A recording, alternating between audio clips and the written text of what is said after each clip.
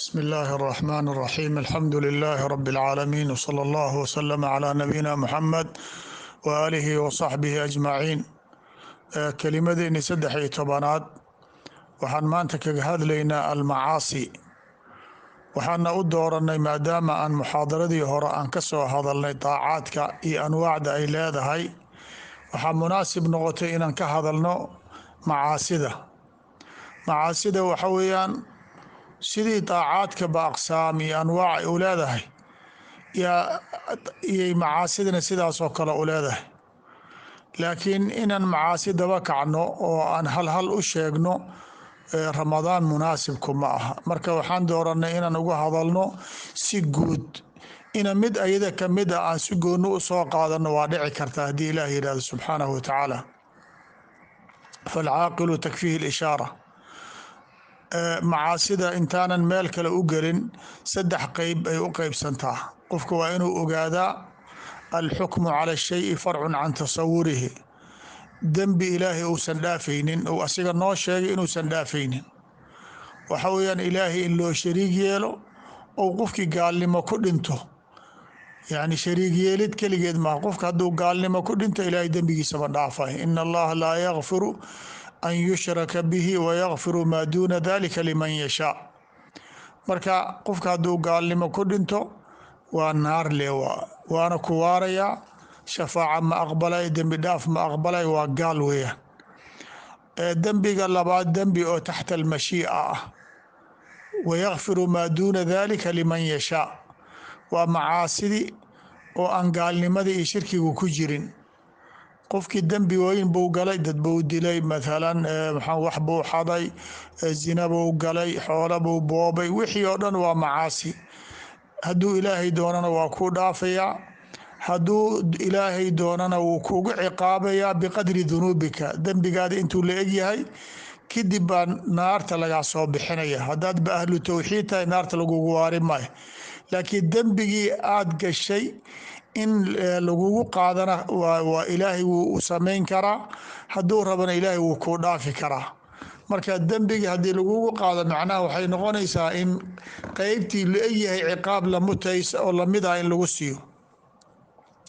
dembiga saddexaad waxa weeyaan mid bani aadamka u dhexeeya waayo haddaad dhimatid oo dad muslimiin oo bani aadama xaqooda aad qabtid ama gaal xataa oo aanan xarbi ahayn oo adiga itifaaqiyala la leeyahay xaqaas waa in laga oofiyaa haddii kale ninkii kale inuu kuu dhaafaa haddii uu ilaahay subxaanahu wa tacaala ku hanuuniyo ou ninkaas uu ku dembi uu yidhahdo waan ku cafiyey waa kaa dhacaysa waxaa ka mid ah xuquuqda bani aadamka nin baad deynka qabtaa nin baad caaysay nin baad xamatay nin baad maalan wax ka sheegtay kulli oo dhan waxa waaye waa dembi dad bani aadan ay leeyihiin marka asiga inuu kuu dhaafo mooye ilaahay inuu kaa raali garay ninkaas wuu heli karaa qiyaam markii la tago dad waxaa jira laleeyahay maxaan ku idhaahdaa haddii aad addoonkii ilaahay aad u dhaaftid dembiga intaasaan ku siinaa haddii adiga doonatid intaada inaad ka qaadatidna waad leedahay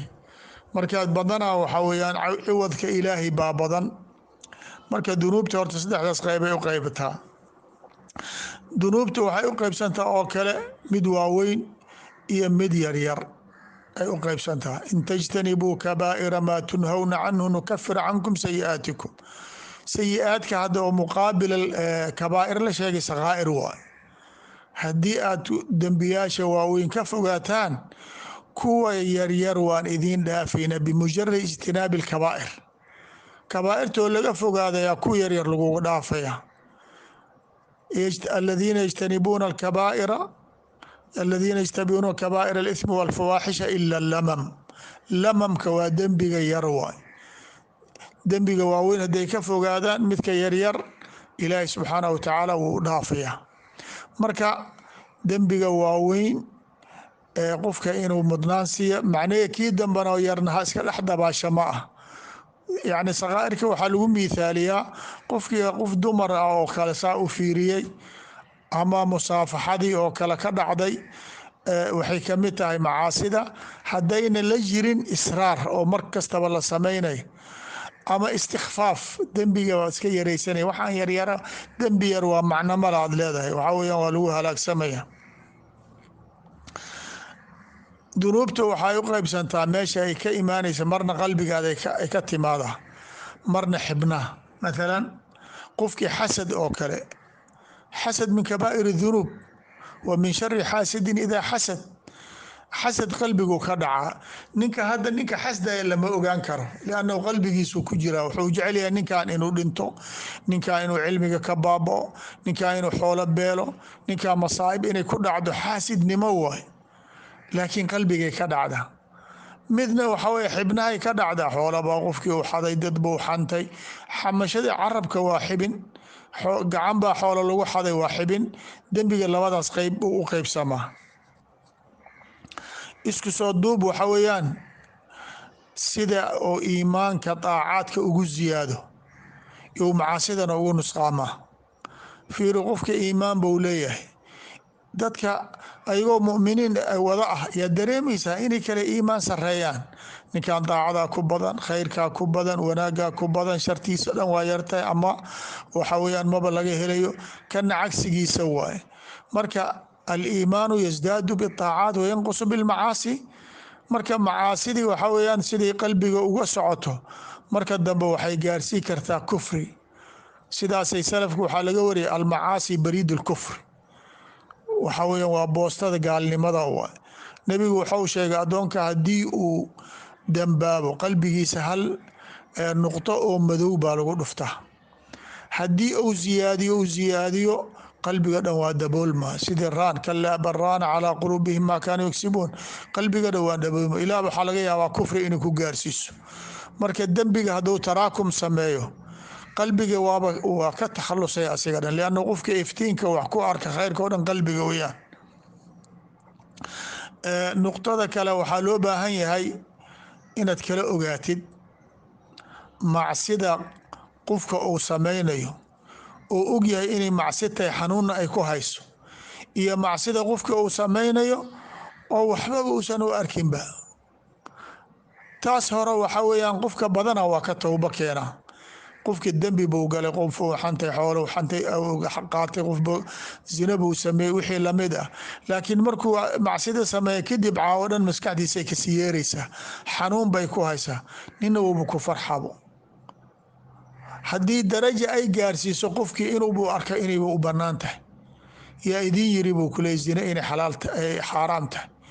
yaa idin yiri in xoolaha dowladda in la qaatay inay xaaraam tahay. yaa idin yiri waa bannaan tahay. qofkii haddii macsidii uu bannaysto ou xalaal yiraahdo waa ku kufrinaya, liannahu musharic u noqdo. wuxuu ilaahay xarimay maalan tuuganimadii xoolaha in la xada waa bannaan tahay buu leeyahay. iyo qofka wax xadaya laakiin og inay macsi tahay waa kala duwan yihiin. marka macsida la istixlaalsaday waa gaalnimo. nas'al allah subxaanahu watacaala alcafw walcaafiya.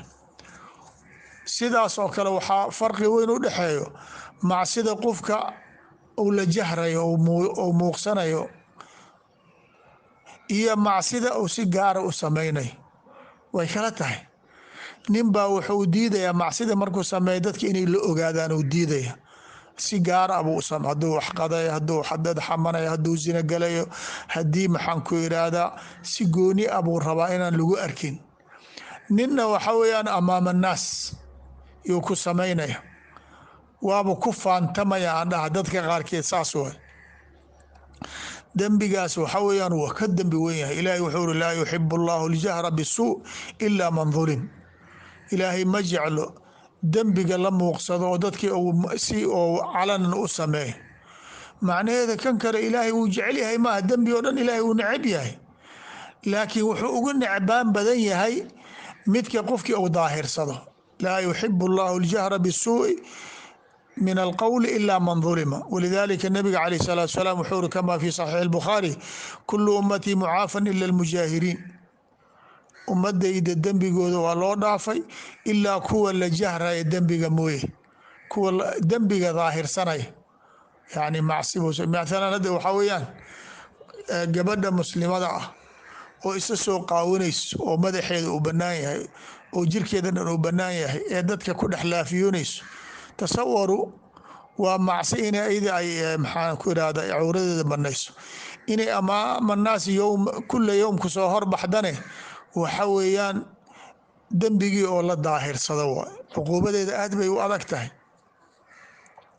bal culamada qaarkeeda waxay yidhaahdeen waxay qeyb ka noqonaysaa inaad jeclaatid in xumaantaas ummadda ku dhex faafto qofka macsida la jahro ee daahirsado wuxuu jecel yahay dadka inay kaga daydaan maa min insaan macsiya dadka amaama naas ku samaynaya ilaa wuxuu jecel yahay dadkao dhan inay sameeyaan haddii kale keligiisaa lagu ceebaynaya uu nacaya ina aladiina yuxibuuna an tashiica alfaaxishatu fi aladiina aamanuu lahum cadaabun aliim fiiri fi dunya walaakhira ilaahay wuxuu iri dadka jecel inay xumaanta ummadda ku dhex faafto dadka mu'miniinta ah ilaahay wuxuu iri lahum cadaabun aliim fi dunya walaakhira cadaab adag bay leeyihiin yacni fiiri dembigii inuu sameeyo waa si inuu jecel yahay inay ummadii oo dhanna la samaysana waa si kale waa dembi kale cuquubadiisa la weeyaan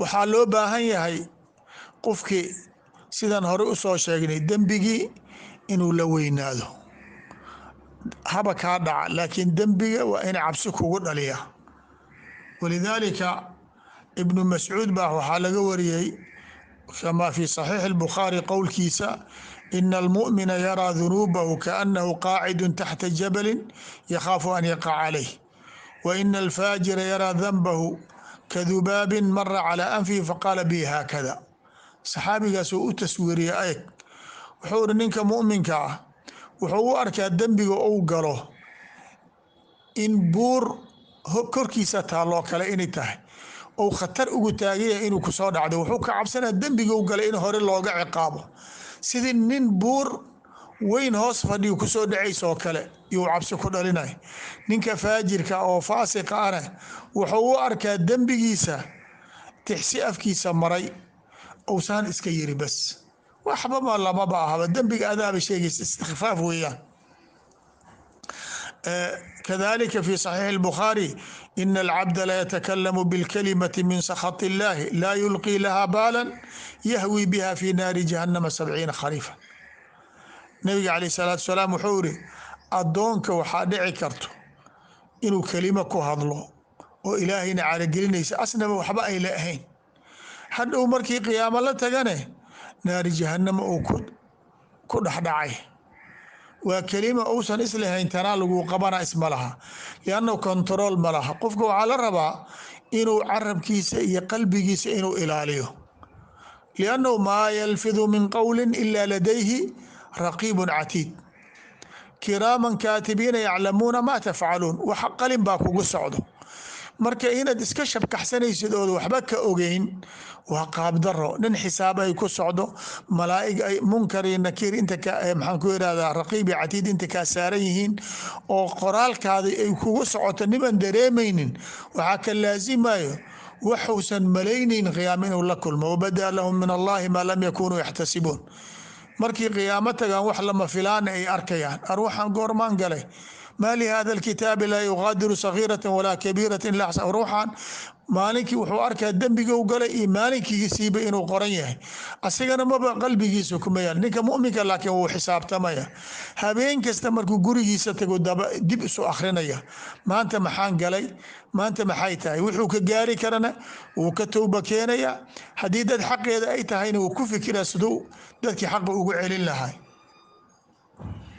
طيب marka waxa weeyaan qofka waxaa loo baahan yahay inuu xishood ilaahay ka xishoodo inuu adoomankiisa ka xishoodo inuu naftiisa ka xishoodo qofka daraja hadduu gaaro oo xishoodkii ka tago sida nabiga uu sheegay idaa lam tastaxi fasnac maa shi'ta dadkii ambiyadii hore waxaa laga soo gaaray inay yiraahdeen idaa lam tastaxi fasnac maa shi'ta qofka hadduuba damiir naftiisa ku xisaabo uusan lahayn wax laga sugahaanba jirinba marka waxaad ogaataa jannada ilaahay waa diyaar waxweyna kaama rabto ilaahay hadduu iimaan kuuga hagaajiyey xibnahaadana dhowr bisuhuula jannada ku galaysaa. nabigu calayhi salaatu wasalaam wuxuu yiri kullu ummati yadkhuluuna jannata ilaa man abaa, ummadayda dhammaanteeda jannaday galaysaa buu yiri, laakiin ninkii iska diida maahayn. dadkii way la yaabeen, saxaabadii waxay yidhaahdeen waman ya'baa yaa rasuula allahi, qaala man ataacanii dakhala aljanna waman casaanii faqad abaa buu nabiga calayhi salaatu wasalaam yiri,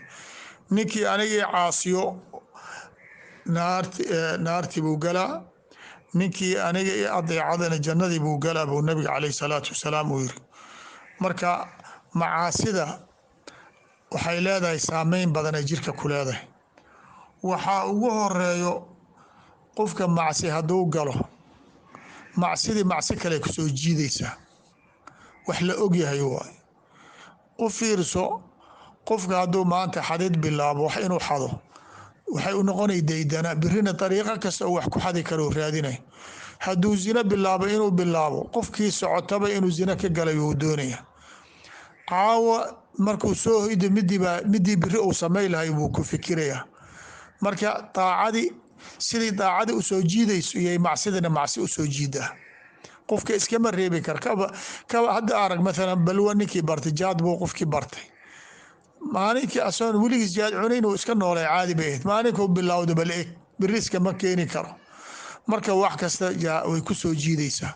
marka waxaa mushkilo ah inaad macsida gartid, haddana dariiqo ay kugu reebtood macsida kaga hari karin. wax nafti ay ugu kordhaysana ma jirto. haddii qofka maanta macsi qofkaan maanta uu ku soo jeedo xaloo dhan, ninkaana daacad uu ku soo jeedo, oy biri kulmaan, laa hada yashcuru biraaxati almacsiya walaa hada yashcuru bitacbi alcibaada. xalay ninkii soo jeeday hadduu in yar raaxaysto dhibkii xalay ma dareemaya, cibaadaduna ku soo jeeday. ninkaana macsidii xaloo dhan joogay, khamre cabaya, tumanaya, balaayo ku dhex jiray, maanta hadduu joogo xalay wuxuu ku raaxaysanaya hadda ma dareemaya, bal wuxuu dareemaya xasro iyo murug. marka waxba adiga kugu dhalinaya sidaas inaadan ku fikirin dariiqadaad ugu bixi lahayd waa doqonnimo weeyaan. macaasida waxay leedahay saameyn ay jirka ay dadka qofka uga tagto. tan ugu weyn waxaa waa ilaahay ba horta kaa fogeynaysaa. fiiri, shaydaanka waxaa lagu magacaabaa alrajiim. alrajiim bimacnaa almarjuum almubcad can illaahi, ilaahay ninka laga fogey waa.